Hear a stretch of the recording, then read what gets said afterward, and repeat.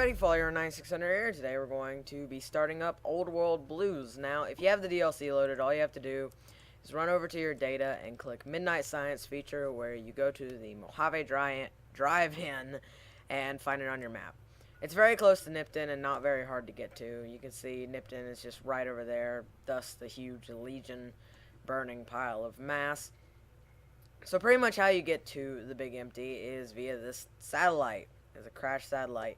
If you click it, then it'll kind of prompt you that you're supposed to wait till midnight with the words midnight. Okay, so now we're just gonna wait till midnight. Oh, wait till midnight. There we go. So the big Old World Blues, it's got so many different names it confuses me. So once you get to around midnight, the satellite will start projecting this big iconic eye. You can see over there it actually has some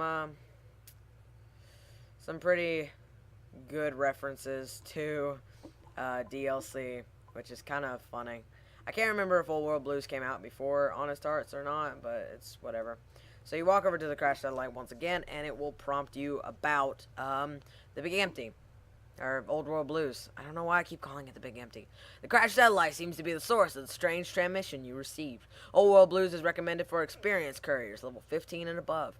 You have been pre-motioned that you will be unable to return to the Mojave until you solve the mysteries of the Big Empty. You will be able to take anything you carry with you and will be able to return to the Big Empty anytime after completing Old World Blues. If you are up to the challenge and you have all you want to carry with you, examine the satellite a little closer. The atomic wonders of science await. Okay, so for now I'm just going to leave it alone and show you guys what I've got in my inventory.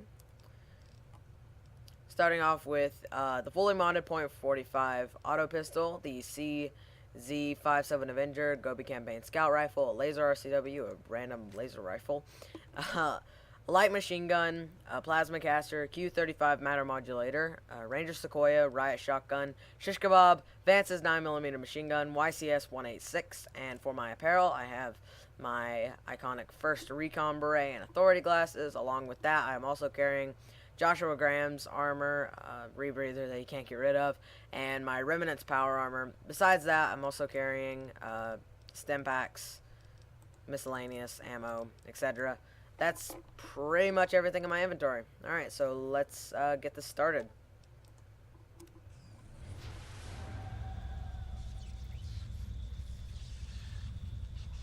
Oh, it's like Mothership Zeta in the last game.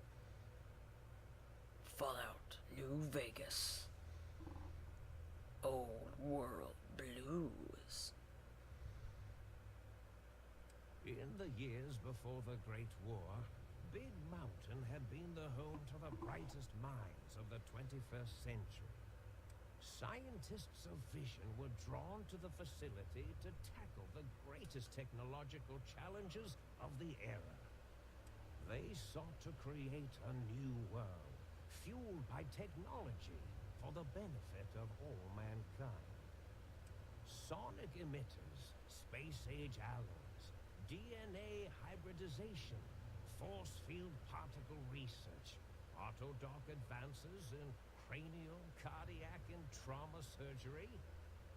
The hopes and dreams of a century became realities in the electronic forges of Big Mountain.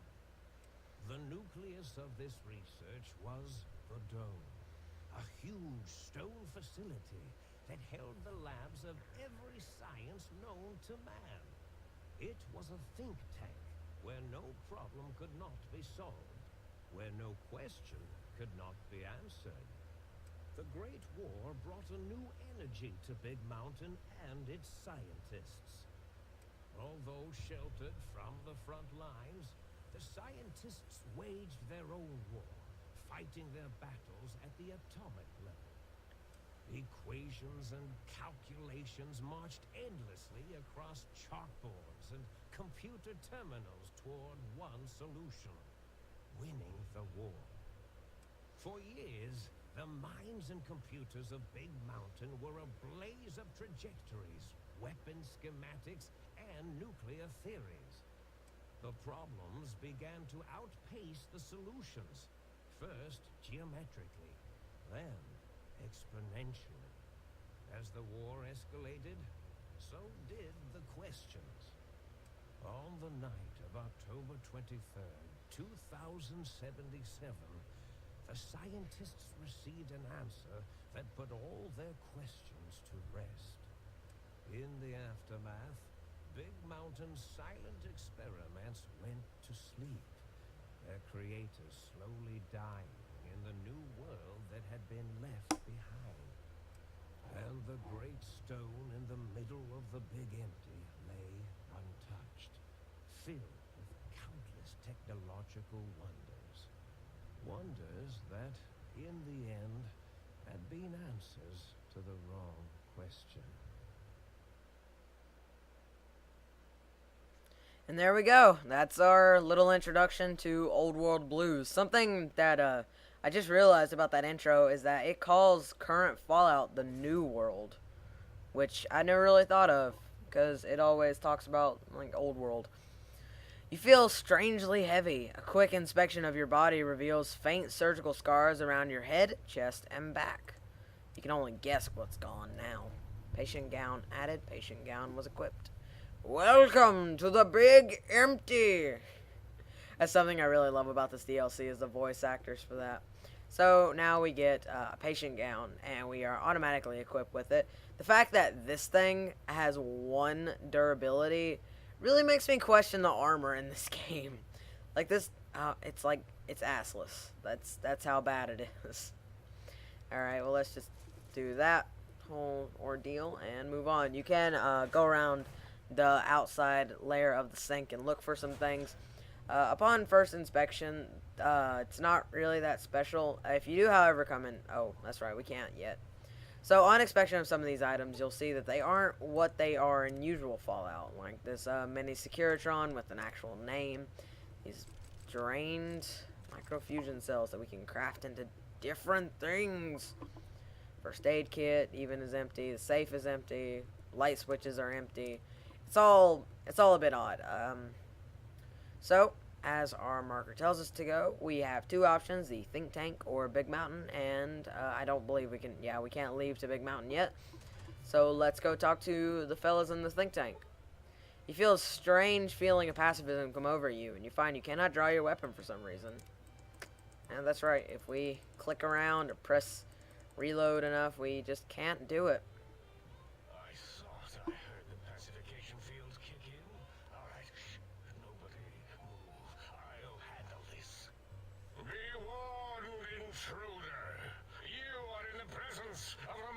Think tank of Big Mountain, the collective geniuses of we.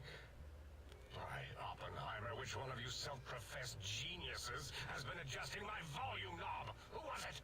Was it you, 8? Oh, Dr. O, was it? Likely story. O couldn't spark 2 neurons if they were in a lattice of biomed gel. What? Me? Breaking news, Klein. It wasn't me, all right? I'm the robotical engineer. 8 is sound waves. That's his specialty. You always do this. You always demean me in front of guests. And it's not O, all right? It's... Enough! Either of you do it again, it'll be the last time. Now... Great. Now I forgot what I was saying. What was I talking about? God, alright. I'm sorry. So, a lot of the first part of this DLC is going to be talking to these doctors. Upon first inspection, it may seem that this is just a schizophrenic floating brain with 3 TV screens talking to you, but it'll actually talk about that. Not to cut the speech off, is there something coming in on the big monitor?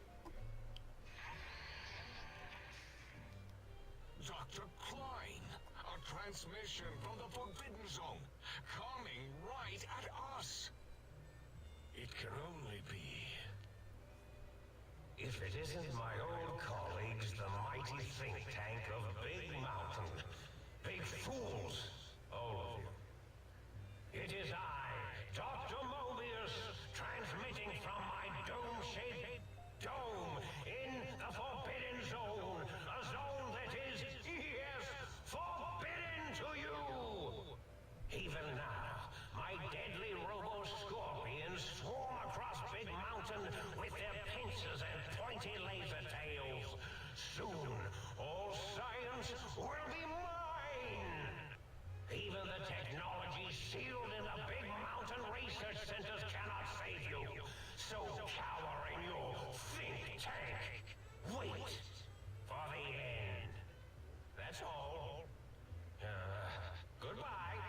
Mobius. Always the same broadcast. He's clearly mad, driven insane by his flawed and imprecise kindergarten-level research methodology. What are we going to do? There's no way we can breach the Forbidden Zone. There's those robot scorpions everywhere. The Forbidden Zone, where no brain has ever entered, nor ever returned. Except Dr. Mobius and the technologies that could save us. They are out of our reach. And Dr. Mobius mocks us. Did you see his cracked monitor? He's clearly let himself go. This game has a lot of humor. What? Ask the lobotomite for help? Hey, I think you need the fluid levels in your logic assist pumps checked. If this lobotomite responded, Dr. Klein, then it is clearly intelligent. Perhaps even displays heretofore unknown levels of helpfulness. But what of its brain? We scooped that out. We don't even know where we left it. And for putting it back in, none of us have the knowledge. Yes, but it's still aware and responsive. Look at it. It's regarding us even now with its big teddy bear eyes. If we ask it politely and leave the part about the unnecessary, ruthless lobotomizing out, it might be favorably disposed to us. Okay, so I hate to cut this short here, but I'm pretty sure this has been going on for quite some time now. So next time we are going to continue to talk to the scientist here at Big Mountain and figure out what they mean by taking our brain.